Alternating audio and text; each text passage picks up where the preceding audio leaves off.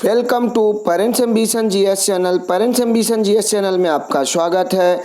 यह वीडियो कक्षा 11 रसायन विज्ञान से बनाया जा रहा है, जो कि पार्ट 1 से बनाया जा रहा है। और इसके बाद हमने इसके पहले जो वीडियो आपको प्रोवाइड किया था उसमें पदार्थ का वर्गीकरण से संबंधित कुछ प्रश्न दिए थे।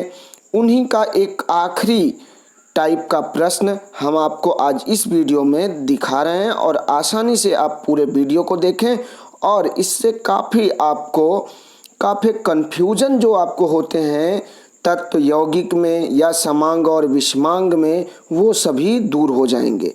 ध्यान से इस वीडियो को देखें। तो क्वेश्चन नंबर 1 है इस वीडियो का। कुल मिला के एक ही प्रश्न हम इसमें लिए हैं। तो निम्नलिखित में से पदार्थ तथा मिश्रण में श्रेणी के रूप में बनाइए और पदार्थ को तत्व तथा यौगिक में और मिश्रण को समांग तथा विषमांग में विभाजित कीजिए।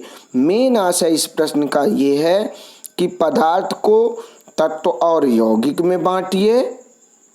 दूसरी बात क्या है, मिश्रण को समांग और विषमांग में बांटना है। तो अगले पेज पे कुछ उदाहरण दिए गए हैं, वो सारे पदार्थ दिए गए हैं। उन पदार्थों को अलग अलग छांटना है और वो कौन कौन से पदार्थ हैं यहाँ आप ध्यान से देख लें। हम इसी में आपको करना क्या है ये आगे देख लें कि करना क्या है कि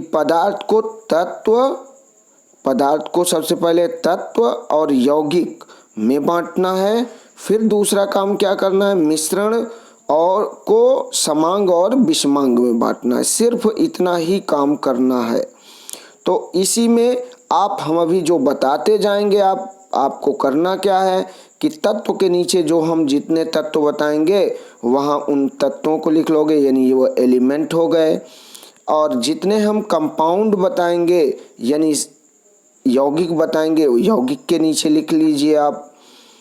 उसके बाद मिश्रण की बात अगर हम बताएं तो जितने हम समांग मिश्रण बताएंगे होमोजीनियस, उनको अलग कर लीजिए। जो हेट्रोजीनियस बताएंगे उनको अलग कर लीजिए।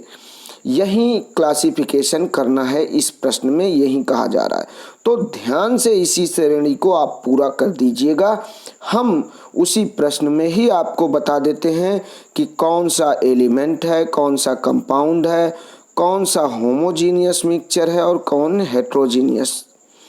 ठीक है, यानी कौन तत्व है, कौन यौगिक है, समांग कौन है, कौन विषमांग है। यही इतना क्लासिफिकेशन हम करेंगे। तो ध्यान से यहाँ एक एक बात समझते हैं हम। सबसे पहले जो बात हुई वो हुई तत्व की। तो हम सबसे पहले बात करते हैं कि इसमें एलिमेंट कौन कौन से हैं। सबसे पहले अगर हम उदाहरण ध्यान से देखते जाएं तो वायु एलिमेंट है नहीं, दूध एलिमेंट है नहीं, ग्रेफाइट एक एलिमेंट मिला। पहला एलिमेंट मिला ग्रेफाइट, दूसरा एलिमेंट मिला हीरा। अब आपको ये कन्फ्यूजन हो सकता है कि हीरा एलिमेंट में तो हमने नहीं पढ़ा है। तो यहाँ पे याद रखें कि वो क्या है, ये हीरा क्या है, एक कार्बन का अपर रूप है, इसलिए ये भी क्या होगा, तत्व की श्रेणी में आएगा। फिर बात करें अगर हम ऑक्सीजन की, तो ऑक्सीजन क्या है, अगर इसमें मिट्टी का तेल देखें, नल का पानी देखें, आश्वित जल देखें, तो ये सभी एक भी इसमें से तत्व नहीं है। फिर 1 रुपये का सिक्का नहीं है, 22 कैरेट का सोना स्वर्ण वो भी नहीं है। फिर स्टील की बात करें वो भी नहीं है। फिर है कौन, लोहा। लोहा अगर हम देखें तो ये क्या है, ये निश्चित रूप से क्या हो गए, एलिमेंट। तो यहाँ हमने ये देखा कि 4 क्या मिल गए हमें, एलिमेंट। 4 क्या मिल गए, एलिमेंट। तो ये बात अच्छी तरीके से क्लियर कर लीजिए कि 4 हमारे एलिमेंट हो गए। इनको उसी में जो अभी हमको पिछली स्लाइड में दिखाए थे उसी के नीचे आप सारणी बना सकते हैं अपनी नोट्स में। इसके बाद अगर हम बात करें तो दूसरे की बात करें यौगिक की, तो यौगिक में सबसे पहले अगर हम बात करें तो वायु यौगिक नहीं है, दूध यौगिक नहीं है। ग्रेफाइट पहले इनकी बात कर ही चुके हैं। हम सीधे सीधे आपको ये बता देते हैं इसमें से कौन कौन से यौगिक हैं। आश्रित जल, ये क्या है? यौगिक है। ठीक, उसके बाद अगर हम बात करें तो दूसरा सोडियम क्लोराइड, जानते हैं आप ये क्या है? ये भी एक यौगिक है।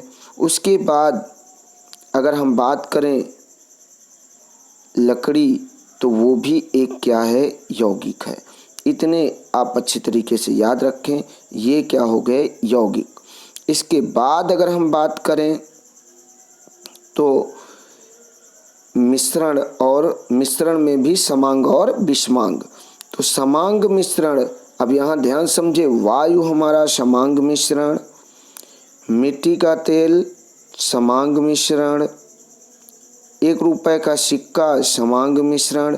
ये क्यों समांग है, इसको भी आप अच्छे तरीके से समझें। इसमें जो भी जितने भी अलग अलग पदार्थ हैं यानी घटक हैं, वो सभी पूरी तरीके से मिक्स हैं। यानी ऐसा नहीं है कि कहीं कम है कहीं ज़्यादा है, इसलिए ये क्या होंगे? समांग मिश्रण होंगे। इसी तरीके से अगर हम बात करें स्टील की, तो स्टील में भी हैं। और अगर हम बात करें 22 कैरेट का सोना, तो उसमें भी इसी तरीके से होते हैं। अब अगर आप अच्छी तरीके से समझ गए होंगे कि जो बाकी शेष बचता है वो सभी क्या होंगे? विषमांग। तो विषमांग में कौन आएंगे, ये भी हम आपको 1 बाई 1 बता देते हैं। विषमांग में कौन आएंगे? दूध आएंगे, ठीक, नल का पानी आएगा, ठीक, दूसरा कौन आएगा? अगला तीसरा आएगा आयोडीन युक्त नमक आएगा, और आखिर में कौन आएगा? बादल। तो ये इस तरीके से आपका पूरा क्लासिफिकेशन